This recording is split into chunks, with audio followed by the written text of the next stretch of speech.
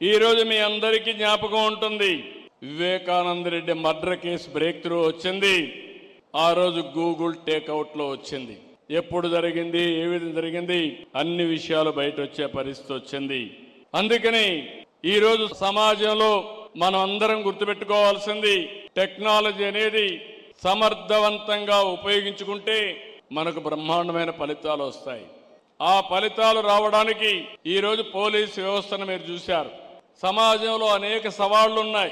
మొన్నటి వరకు ముఖ్యమంత్రిగా పనిచేసిన వ్యక్తి తెనాలి ఒక రౌడీ షీటర్, ఒక గంజాయి బ్యాచ్ పోలీసుల పైన దాడి చేస్తే ఆయనకు సంఘీభావంగా పోయి లా అండ్ ఆర్డర్ సమస్య సృష్టిస్తే చూస్తూ ఊరుకుండాలన్న తమ్ముళ్ళు అని మిమ్మల్ని అడుగుతున్నా.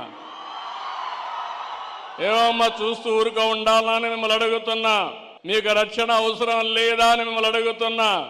రక్షణ కావాలంటే మీరు కూడా వాయిస్ రైజ్ చేయాలన్నా లేదా అని మిమ్మల్ని అడుగుతున్నాను.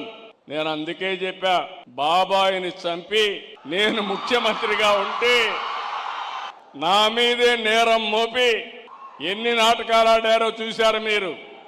తెల్లవారి నిద్రలేస్తాని ఒక పేపర్, ఒక పనికి మాలిన పేపర్ ఉంది, అవినీతి పేపరు.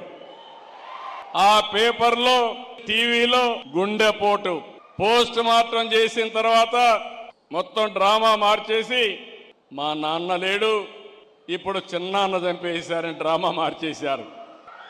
తెల్లవారి నిద్రలేస్తానే నారాసుర రక్త చరిత్రని ఆ కత్తి నా చేతిలో పెట్టి నేరం నా పైన వేశారు.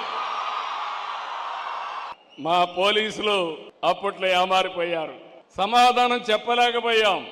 ఒక్క విషయం మిమ్మల్ని అడుగుతున్నా, ఆ రోజుగానే నేను నేరస్తుల్ని అరెస్ట్ చేసుంటే మళ్ళీ ఎవడన్నా అలాంటి నేరం చేస్తాడా అని మిమ్మల్ని అడుగుతున్నా. చేస్తాడా తమ్ముళ్ళు? అంత దారుణంగా ఆ గొడ్డలితో నరికిన విధానం, రూమంతా కూడా రక్తం పడిపోయి బాత్రూమ్ వరకు లాక్కెళ్ళి ఘోరాతి ఘోరంగా మర్డర్ చేసిన వ్యక్తి రాజకీయాలకు అర్హులా తమ్ముళ్ళు అని మిమ్మల్ని అడుగుతున్నా.